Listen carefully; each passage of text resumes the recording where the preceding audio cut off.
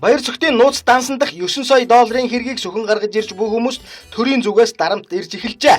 Төрийн зүгөөс ч юу байх вэ? Нөгөө төр чургалсан хулгайчдын бүлэглэл болох шудраг усын хонглын эзнээс тэр шүү дээ.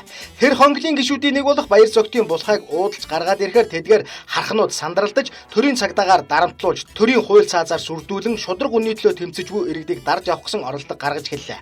Тухайлбал Сангажийн баяр цогтын сая долларын асуудлыг шалгуулахаар Монголын байгаль орчныг төлөөх хуульчдын холбооноос Швейцарын холбооны улсын шүүхэд хонол гаргажээ.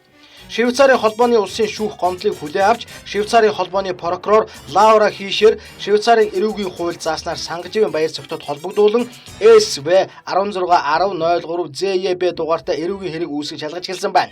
Тус холбооныхон энэ тухай 2 хоногийн өмнө хэвлэлийн хурлаар мэдгдсэн бөгөөд үүний дараа эрүүгийн цагдаагийн газраас уцтаж тодруулга авч эхэлсэн байна. Гэхдээ яг тухайн асуудалд холбогдож буй хүмүүстэй хуулийн дагуу ярих бус тэдний гэр бүл үр хүүхэд хүргэнийг нь оролдож айлган сүрдүүлэх арга замыг сонгожээ. Арга барил нь яг л нөгөө Норвегийн алтан хуйгийн охинд зохиомол хэрэг үүсгэж сенсац тарьдаг шиг хэлбэртэй. Тодруулаад өгөх боломж байна уу? Яг юу болсон юм бэ? Яг одоо тодруулах бас боломжгүй. Яг бид өнөөдөр цагдаагийн тарж уулзсан. За, тэгээд ерөнхийдөө цагдаагийн эрх хэмжээнд бол гүйцэтгэх ажиллагааны шуумаар өөрсдөө бид нэр миний утгыг олоод надтай ярих боломж бүрэн байгаа. Яагаад заавал одоо манай гэр бүл хүүхдүүд рүү уцсаж ийм юм ярьж байгаа гэдэг нь өөрөө сонирхол. өөр зүг чи биш гэрлүүч уцсан юм байна шүү дээ, тийм үү? Наад руу биш. Тэгээ манай бүр охины хүргэн л тустай амьдардаг. Чи хоёр охинтой. Тэгэхэд манай тэр хөөрөө уцтаж танаа бүр ихнэр ч нүү гэж байгаа. Цагдаа өөрийнхөө хэмжээнд тэр машины дугаар эзэмшигчийг олцсон бол олчж байгаа.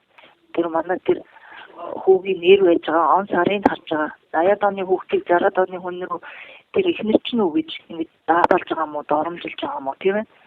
Бид нар зөвөр өөрсдийнхөө хэмжээнд хэвлэлийн хурлыг харсан болвол тэр хэвлэлийн хурлыг хэд нэгэн сэтгүүлчрүү уулзахад бидний холбоо ярих хугацаанд тэнд нээлттэй байгаа. Үгүй ядаж. Ямар нэгэн байдлаар асууж талах зүйл байж болно. Гэхдээ ийм бохир аргаар байх ёсгүй байхгүй.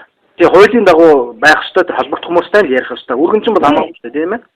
Тийм шүү. Эрүүгийн цагдаагаас ярьж яах гэхээр ер нь та нар ч юм уу хүүхдүүд ер нь санаа сонсохгүй. За байдал ийм л байна. Шудраг бусын хонглын эзэд шудраг үнэтэй нүүр тулмагцаа Монгол төрийн цагдааг бохир ажиллагаанд ашиглан үүргөгч хууль бус аргаар гэр бүлийг нь дарамтлах аргыг сонгоо авсан ийхүү тодорлоо.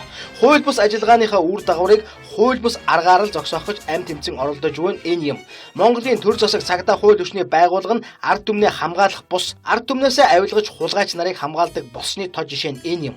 Сангажийн баяр цогтын гар хөл урт шудраг усын хонглын эзэдийн эрх мэдэл одоохондоо хүчтэй байгаа боловч ард түмнийг шудраг үннийг дийлнэ гэж хизээч байхгүй.